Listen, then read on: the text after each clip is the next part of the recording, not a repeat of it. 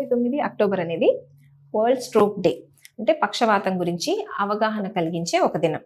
పక్షవాతం గురించి చాలా మందికి ఆల్రెడీ తెలుసు. ప్రతి నలుగురిలో ఒకళ్ళకి జీవిత కాలంలో పక్షవాతం అనేది రావచ్చు. సో, దీని గురించి అందరికీ మంచి అవగాహన వచ్చింది. కాకపోతే దానికి తోడు ఎన్నో అపోహలు కూడా ఉన్నాయి జనాల్లో. ఇప్పుడు పక్షవాతం గురించి ఏదైనా చెప్పాలి అంటే పేషెంట్‌లే చెప్తుంటారు. వాళ్ళు ఇట్లా చెప్పారండి, వీళ్ళు ఇట్లా చెప్పారండి అని. అంటే చుట్టుపక్కల నుంచి చాలా సలహాలు వస్తా ఉంటాయి పక్షవాతం గురించి.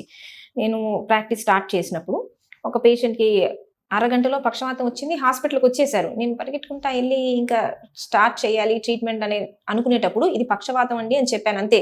వెంటనే ఫోన్ చేశారు. ఎవరో చెప్పారంట, అర్జెంట్‌గా ఆయుర్వేదకెళ్ళిపోండి. ఎక్కడ ఆగొద్దు అని చెప్పేసి. అంతే, అక్కడికక్కడ వదిలేసి వెళ్ళిపోయారు.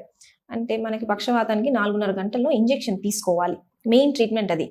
ఆయుర్వేద అనేది మంచిదే. కాకపోతే ఎమర్జెన్సీలో ఎట్లా పనిచేస్తుంది? అప్పటికప్పుడు అరగంటలో పక్షవాతం వచ్చిందని అర్జెంట్‌గా ఆయుర్వేద స్టార్ట్ చేస్తామంటే అది అట్లా పనిచేసేదే కాదు ఆయుర్వేద అనేది. సో, ఎందుకు ఈ ఇబ్బంది అంటే ఫోన్ చేసి ఎవరినో అడుగుతారు పక్షవాతం గురించి, వాళ్ళు ఎక్స్‌పర్ట్ ఏమో అని.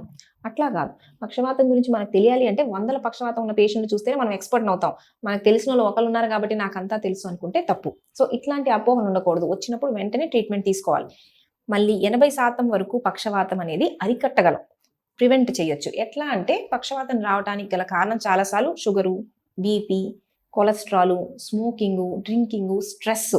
సో, ఇవన్నీ మనం కంట్రోల్‌లో పెట్టుకుంటే 80% మందిలో పక్షవాతాన్ని మనం రాకుండానే అరికట్టొచ్చు.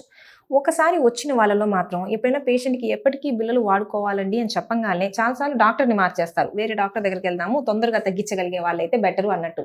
కానీ అది కరెక్ట్ కాదు. ట్రీట్మెంట్ అనేది 99% మందిలో ఒకసారి పక్షవాతం వచ్చిందంటే ఎప్పటికీ మనం వాడుకోవాల్సిందే. ఇంకెవరో తొందరగా తగ్గిచ్చేస్తారు అని చెప్పేసి మనం అనవసరంగా ట్రీట్మెంట్‌లు ఆపేసేయడం గానీ, మార్చడం లాంటివి గానీ చేయకూడదు.